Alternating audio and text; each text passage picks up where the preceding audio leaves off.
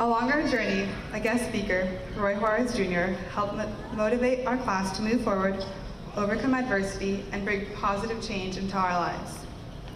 Remembering Roy's empowering speech, I can affirm that his encouragement aided the senior class towards a bright future. I would like to thank Roy for not only impelling us to receive our high school diplomas, but also for helping us realize how lucky we are to have people in our lives who will always be there to assist us. Now, it is my honor to introduce Roy Juarez Jr.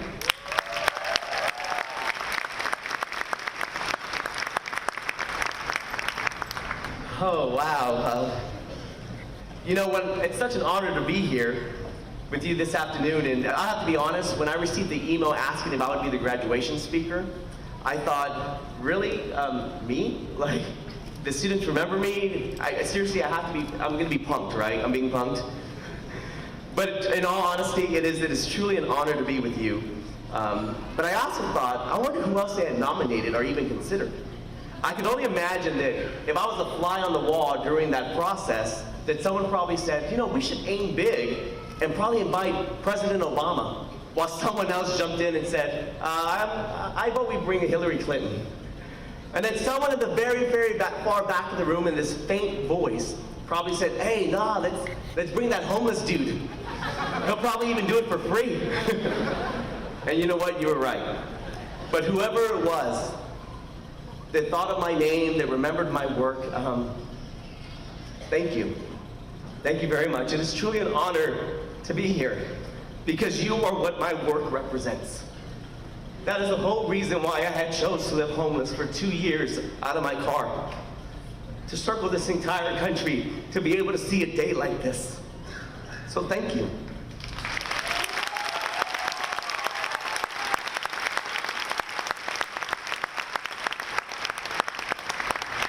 It is indeed an honor to be with the class of 2014 and all those other important people that are here.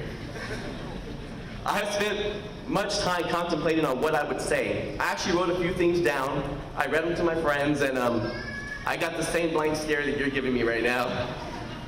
But it's funny because I actually did a practice run at a graduation last week in Chicago. It was a middle school, and man, I ruined it. But you know what? The way I think about it, it was middle school. Whatever their graduation speaker in high school says, man, he's gonna blow it out of the water. So I actually did them a favor. I'm not saying that I didn't do my best, because I did. And that's what life is about, is giving your best. I did my research, I practiced, I refined it, I delivered, and I gave them my best. And this is what we need from you every day, is to give your best. And every day, your best will be different. And every day, you will be different. You will change. And one day, you're gonna wake up and think, dang it, I became my parents. I'm not saying that you have bad parents. I'm sure your parents are great, most of them. But you know what? That reminds me of my parents. My mother came to my graduation, but my father did not, because if you all remember, we were in hiding. But what it reminds me of my parents is that they're human, that they make mistakes, that they hurt just like we hurt. But I'm sure that your parents love you just as much as mine did, but mine were broken. And I still, to this day, thank my parents for all that they did give me. They helped me come to this point in life.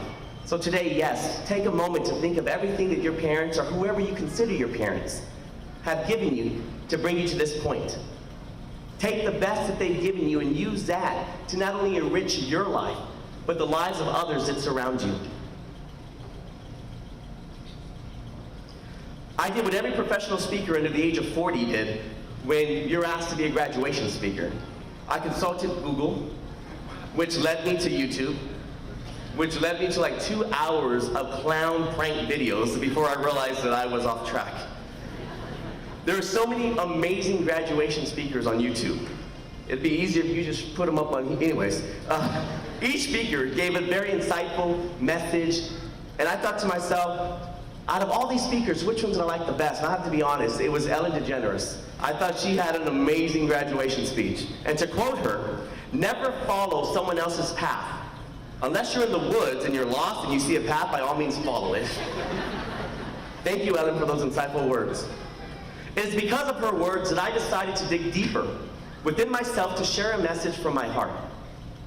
Class of 2014, many of us met while I was indeed homeless. Not just homeless, but homeless by choice. In October of 2009, I had this dream, this desire to help others. I had just graduated from Hardin-Simmons University in Abilene, Texas, and had moved to Las Vegas, Nevada for my first real job. A few months later, when the economy tanked, I was given a termination notice and said I had 3 months left with the company. Before I decided that I was going to go off into another corporate America job, I said, you know what, I need to give back. I need to give back in honor of every family, every individual that had fed my family, that had housed us, that had clothed us. And I decided then that I would become homeless once again. And I say again because I first became homeless at the age of 14 with a 9-year-old sister and a 2-year-old brother due to domestic violence.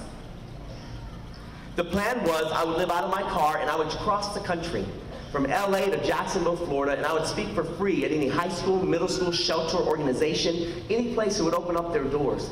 And I would just try to share my story to inspire young people not to give up, no matter what they've seen, what they've been through, or what they're going through, and understand how valuable education was. A tour that I named the Homeless by Choice Tour, with no grants, no sponsors. This tour was much longer than the anticipated 6 months. I wound up living out of my car for 2.5 years, circled the entire country, estimated cost of over $200,000 just to make a change. However, it was through that tour that I got to meet you. I would like to publicly thank Mr. Dustin Jones, a parent of Jeff Stewart, because he was the reason I was able to speak with you your sophomore year. And if it wasn't for him, we would have never met and I wouldn't be here today. Why do I share this information with you? For 2 reasons. 1, to refresh your memory, and 2, so your parents understand why this homeless man's speaking to you. Faculty, staff, distinguished guests, parents, graduates. My message today is simple, but learning it wasn't. Freshman year of high school, I ate ketchup packages to survive. Holding my 2-year-old brother in my hands as he cried himself to sleep because he was hungry. I tried to comfort him by promising him that I would find him food. Just go to sleep, baby Ray. Just go to sleep and I promise you I will find you food. And that moment I knew that I had to remain hungry. I needed to remember what it felt like to hold my baby brother in my arms, to hold my little sister and tell her, Mom and Dad, they love us. They're just broken right now, but I promise they'll come back. And to remember that I would tell her that it wasn't her fault. Healing my family became my hunger. It became the reason that I had to succeed. I realized then that if I only took myself to a level 3 in life, then I could probably only help the 2s and the 1s. But if I can get myself to a level 6, then I can help the 5s, the 4s, the 3s, the 2s, the 1s. But imagine if we can get to a level 10. We can help the 9s, the 8s, the 7s, the 6s, the 5s, the 4s, the 3s, the 2s, the 1s. Graduates, you've made it to a level 4 in life. Please, you must remain hungry. Keep climbing. It wasn't until I started this tour that I realized staying hungry wasn't good enough. I must stay humble as well. Not humble in the aspect that I didn't value or acknowledge my worth, but humble enough that I would acknowledge everyone else's worth. As my mentor Consuelo Kickbush puts it best, it's not about being a human being, but it's about being human. The idea of staying hungry is not just a journey that I've learned or walked alone. It is a journey that has been walked by many. A journey made by countless individuals who are so hungry to give their family a better life. For some in this room, that individual is you. For others, it is your parents. And for some, it is our forefathers. Staying hungry, it is a hunger that builds a nation. Staying humble is what sustains it. We have to be a better people if we want change. But changing tomorrow means that we must change today. please, stay hungry, stay humble. We need you administrators, faculty, distinguished guests, parents, now our future graduates. Stay hungry, stay humble. You can call me optimistic, but I truly believe that we can all change tomorrow if we just change a little of who we are today for the better. But that change starts within us. Because in life, we can choose to be bitter, or we can choose to be better. And there's already enough anger and hatred in this world. Please, please be better.